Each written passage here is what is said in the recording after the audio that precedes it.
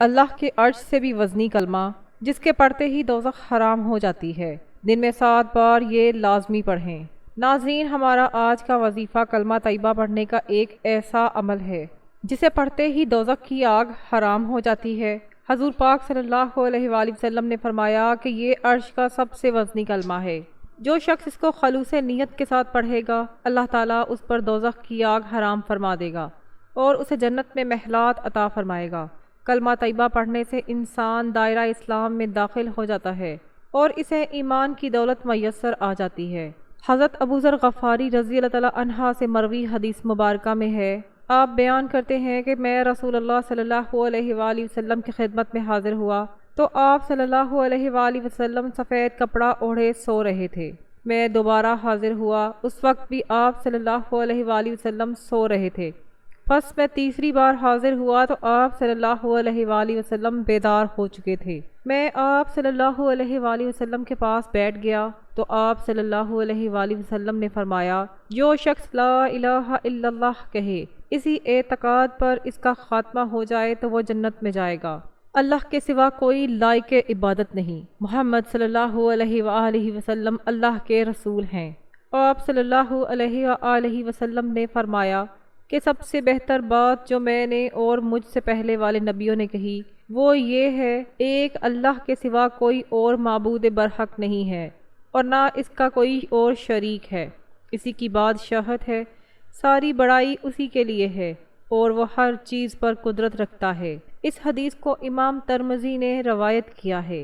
لا الہ الا اللہ کی اساس پر اللہ تعالیٰ نے جنت کو مزین و آراستہ کیا ہے، جہنم کو بھڑکایا ہے اور نیکی و بدی کا بازار لگایا ہے۔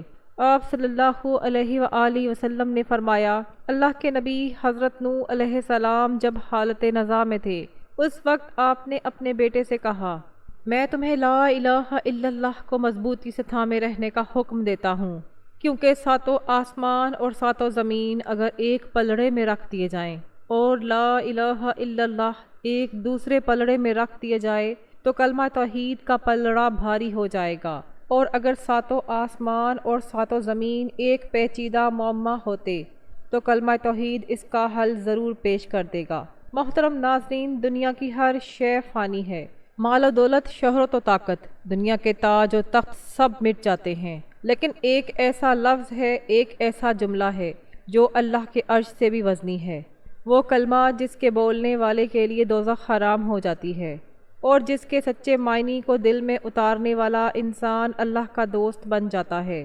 وہ کلمہ ہے لا الہ الا اللہ۔ یہ وہ کلمہ ہے جس کے ذریعے زمین و آسمان کا نظام قائم ہے۔ یہ وہ کلمہ ہے جس پر ہر نبی کی دعوت کھڑی ہے، اور یہی وہ کلمہ ہے جو قیامت کے دن نجات کا پروانہ بنے گا۔ حدیث پاک میں نبی کریم صلی اللہ علیہ وآلہ وسلم نے فرمایا، جس نے لا الہ الا اللہ کہا وہ جنت میں داخل ہوگا، لیکن نجات صرف زبان سے ادا کرنے میں نہیں بلکہ اس کے معنی کو دل میں بٹھانے، اس پر ایمان لانے اور عمل کرنے میں ہے۔ حدیث میں آتا ہے کہ ایک بار نبی کریم صلی اللہ علیہ وآلہ وسلم نے فرمایا، قیامت کے دن ایک شخص کے تمام اعمال میزان میں رکھے جائیں گے اور اس کے گناہ اتنے زیادہ ہوں گے کہ وہ ہلاک ہونے کے قریب ہوگا۔ پھر ایک پرچی نکالی جائے گی جس پر لکھا ہوگا لا الہ الا اللہ۔ وہ پرچی ترازو کے ایک پلڑے میں رکھی جائے گی اور تمام گناہ دوسرے پلڑے میں۔ پرچی والا پلڑا اتنا بھاری ہو جائے گا کہ دوسرے پلڑے ہلکے ہو جائیں گے۔ یہی وہ کلمہ ہے جو عرش سے بھی وزنی ہے، کیونکہ اس میں اللہ کی وحدانیت، اس کی بادشاہت، اس کی الوہیت اور بندگی کا اقرار ہے۔ اللہ کے نزدیک اس کلمے کی قدر اس قدر عظیم ہے کہ نبی صلی اللہ علیہ وآلہ وسلم نے فرمایا، اگر زمین و آسمان کی سب چیزیں ایک پلڑے میں رکھی جائیں اور لا الہ الا اللہ دوسرے پلڑے میں، تو لا الہ الا اللہ والا پلڑا بھاری ہوگا۔ یہ وہ کلمہ ہے جس کے لیے اللہ نے کائنات بنائی، یہی وہ کلمہ ہے جس کے لیے انبیاء بھیجے گئے، اور یہی وہ کلمہ ہے جس پر انسان کی زندگی، موت اور آخرت کا دار و مدار ہے۔ لا الہ الا اللہ ایمان کا پہلا دروازہ ہے۔ جو اس دروازے میں داخل ہو گیا وہ اللہ کے گھر میں داخل ہوا، جو اس سے منہ موڑ گیا وہ اندھیروں میں بھٹک گیا۔ قرآن کریم میں ارشاد باری تعالیٰ ہے، فَاعْلَمْ أَنَّهُ لَا إِلَٰهَ إِلَّا اللَّهُ، جان لو کہ اللہ کے سوا کوئی معبود نہیں۔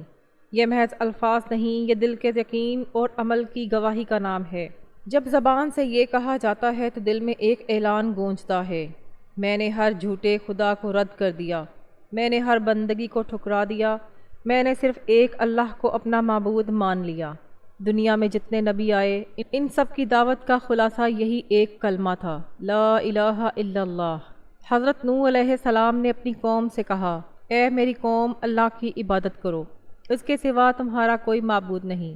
حضرت ابراہیم علیہ السلام نے قوم کو بتایا، میں نے اپنا رخ اس ذات کی طرف کیا جس نے آسمانوں اور زمین کو پیدا کیا۔ حضرت موسیٰ علیہ السلام کو جب کوہ طور پر رب نے بلایا تو سب سے پہلا حکم یہی دیا، یقیناً میں ہی اللہ ہوں، میرے سوا کوئی معبود نہیں۔ اور نبی کریم صلی اللہ علیہ وآلہ وسلم کی دعوت کا آغاز بھی اسی کلمے سے ہوا۔ آپ صلی اللہ علیہ وآلہ وسلم نے صفا پہاڑی پر کھڑے ہو کر فرمایا، اے لوگو کہہ دو لا الہ الا اللہ، تم فلاح پاؤ گے۔ یہی وہ کلمہ ہے جس نے بتوں کے تاج توڑ دیے، ظلم کے ایوان ہلائے اور غلاموں کو بادشاہوں سے بلند مقام دیا۔ ناظرین، آج کی دنیا اضطراب، خوف اور بے چینی میں ڈوبی ہوئی ہے۔ ہر شخص کسی نہ کسی دکھ میں مبتلا ہے، لیکن جو دل اللہ کے ذکر سے آباد ہو، اس پہ کوئی اندھیرا باقی نہیں رہتا۔ قرآن میں اللہ تعالیٰ فرماتا ہے، الا بذکر اللہ وتطمئن القلوب، جان لو اللہ کے ذکر سے ہی دلوں کو سکون ملتا ہے، اور سب سے اعلیٰ ذکر یہی ہے، لا الہ الا اللہ۔ جب کوئی بندہ صبح شام دل سے یہ کلمہ پڑھتا ہے تو اس کے دل پر اللہ کی رحمتیں اترتی ہیں، فرشتے اس کے گرد سایہ فگن ہو جاتے ہیں اور شیطان اس سے میلوں دور بھاگتا ہے۔ حدیث میں آیا ہے کہ جو شخص دن میں 7 بار لا الہ الا اللہ کہتا ہے، اللہ تعالیٰ اس کے لیے جنت کے دروازے کھول دیتا ہے۔ ایک اور روایت میں ہے کہ نبی صلی اللہ علیہ وآلہ وسلم نے فرمایا، جو شخص روزانہ 100 بار لا الہ الا اللہ کہے، اس کے لیے دوزخ حرام کر دی جاتی ہے اور قیامت کے دن وہ نجات پانے والوں میں ہوگا۔ علماء فرماتے ہیں کہ اگر کوئی شخص دن میں کم از کم 7 بار یہ کلمہ دل کی حاضری کے ساتھ پڑھ لے تو اللہ تعالیٰ اس کے لیے رحمت کے ساتھ دروازے کھول دیتا ہے۔ یہ 7 بار پڑھنا گویا 7 آسمانوں سے اللہ کی رحمت اتارنے کے مترادف ہے۔ حضرت بلال حبشی رضی اللہ تعالیٰ عنہ کا وہ لمحہ یاد کیجئے جب کفار مکہ ان کے جسم کو تپتی ریت پر کھینچ رہے تھے، ان کے سینے پر پتھر رکھے جا رہے تھے، لیکن ان کی زبان سے صرف ایک ہی صدا بلند ہو رہی تھی، احد احد، ایک ہی اللہ ہے، ایک ہی اللہ ہے۔ یہی لا الہ الا اللہ کی گونج تھی جس نے ظلم کے فرعونوں کو ہلا دیا اور غلام کو ایمان کے تاج سے سجا دیا۔ ایک اور روایت میں آتا ہے کہ حضرت نوح علیہ السلام نے اپنی قوم کو 950 سال تک یہی دعوت دی، کہہ دو لا الہ الا اللہ، نجات پاؤ گے، لیکن قوم نے انکار کیا تو طوفان آیا۔ یہ واقعہ اس بات کا ثبوت ہے کہ جو لا الہ الا اللہ سے منہ موڑتا ہے وہ دنیا و آخرت دونوں میں خسارہ اٹھاتا ہے۔ نبی کریم صلی اللہ علیہ وآلہ وسلم نے فرمایا، جس کا آخری کلمہ لا الہ الا اللہ ہو وہ جنت میں داخل ہوگا۔ سب سے کامیاب وہ ہے جو زندگی بھر اس کلمے کو یاد رکھے اور موت کے وقت یہی اس کے ہونٹوں پر ہو۔ علماء فرماتے ہیں کہ اگر کوئی بندہ زندگی بھر دل سے لا الہ الا اللہ پڑھتا رہا تو موت کے وقت ملک الموت اس کے لیے آسانی پیدا کرتے ہیں۔ دنیا کے مصروف حالات میں انسان بھول جاتا ہے کہ اس کا اصل مقصد کیا ہے، اس لیے رسول کریم صلی اللہ علیہ وآلہ وسلم نے فرمایا، اپنے ایمان کو تازہ کرو۔ صحابہ نے عرض کیا، یا رسول اللہ صلی اللہ علیہ وآلہ وسلم، ہم اپنا ایمان کیسے تازہ کریں؟ فرمایا، کثرت سے لا الہ الا اللہ کہا کرو۔ یعنی جو بندہ دن میں کئی مرتبہ یہ کلمہ دہراتا ہے، اس کا ایمان نیا ہو جاتا ہے اور اس کے دل میں اللہ کی محبت بڑھ جاتی ہے۔ ایک روایت میں نبی صلی اللہ علیہ وآلہ وسلم نے فرمایا، اللہ تعالیٰ اپنے بندے سے فرماتا ہے، اے میرے بندے، اگر تو آسمان تک گناہ لے آئے پھر لا الہ الا اللہ کہہ دے تو میں تیرے سارے گناہ معاف کر دوں گا۔ یہ کلمہ بخشش کا سمندر ہے، یہ بندے اور رب کے درمیان محبت کا دروازہ ہے، یہ وہ لفظ ہے جو گناہوں کے پہاڑوں کو مٹا دیتا ہے۔ جب بندہ اخلاص کے ساتھ لا الہ الا اللہ کہتا ہے تو فرشتے اس کے لیے آسمانوں تک نور کی لکیر کھینچ دیتے ہیں۔ امام قرطبی رحمۃ اللہ علیہ فرماتے ہیں کہ یہ کلمہ اتنا عظیم ہے کہ اگر تمام آسمان و زمین، پہاڑ و سمندر اور فرشتے و جنات ایک طرف رکھے جائیں اور دوسری طرف لا الہ الا اللہ، تو یہ کلمہ سب پر غالب آ جائے گا۔ حضرت ابو ہریرہ رضی اللہ تعالیٰ عنہ سے روایت ہے کہ حضرت صلی اللہ علیہ وآلہ وسلم سے میں نے سوال کیا، یا رسول اللہ، قیامت کے دن آپ صلی اللہ علیہ وآلہ وسلم کی شفاعت کا سب سے زیادہ کون مستحق ہوگا؟ کس کی قسمت میں یہ نعمت ہوگی؟ تو آپ صلی اللہ علیہ وآلہ وسلم نے فرمایا، ابو ہریرہ رضی اللہ تعالیٰ عنہ، میں جانتا تھا کہ تجھ سے پہلے کوئی یہ بات مجھ سے نہیں پوچھے گا، کیونکہ میں دیکھتا ہوں تجھے حدیث سننے کی کتنی حرص ہے۔ اب سن لے، سب سے زیادہ میری شفاعت کا نصیب ہونا اس شخص کے لیے ہوگا جس نے اپنے دل سے یا اپنے جی کے خلوص سے لا الہ الا اللہ کہا ہو۔ حضرت انس بن مالک رضی اللہ تعالیٰ عنہ سے روایت ہے کہ ایک مرتبہ حضرت معاذ رضی اللہ تعالیٰ عنہ رسول اللہ صلی اللہ علیہ وآلہ وسلم کے پیچھے سواری پر سوار تھے۔ آپ صلی اللہ علیہ وآلہ وسلم نے فرمایا، اے معاذ۔ انہوں نے عرض کیا، یا رسول اللہ، حاضر ہوں۔ یا رسول اللہ، آپ صلی اللہ علیہ وآلہ وسلم نے فرمایا، اے معاذ۔ انہوں نے عرض کیا، یا رسول اللہ، حاضر ہوں۔ یا رسول اللہ، 3 بار آپ صلی اللہ علیہ وآلہ وسلم نے معاذ کو پکارا، پھر فرمایا، جو کوئی سچے دل سے یہ گواہی دے کہ اللہ کے سوا کوئی سچا معبود نہیں اور محمد صلی اللہ علیہ وآلہ وسلم اس کے بھیجے ہوئے رسول ہیں، تو اللہ اس کو دوزخ پر حرام کر دے گا۔ معاذ رضی اللہ عنہ نے عرض کیا، یا رسول اللہ، کیا میں لوگوں کو اس کی خبر نہ دوں؟ وہ خوش ہو جائیں گے۔ آپ صلی اللہ علیہ وآلہ وسلم نے فرمایا، ایسا کرے گا تو ان کو بھروسہ ہو جائے گا۔ اور حضرت معاذ رضی اللہ عنہ نے مرتے وقت گناہگار ہونے کے ڈر سے یہ لوگوں سے بیان کر دیا۔ حضرت عثمان رضی اللہ عنہ سے روایت ہے کہ رسول اللہ صلی اللہ علیہ وآلہ وسلم نے فرمایا، جو شخص اس حال میں فوت ہو جائے کہ اسے اس بات کا یقین ہو کہ اللہ جل شانہ کے علاوہ کوئی بھی عبادت کے لائق نہیں، تو وہ جنت میں جائے گا۔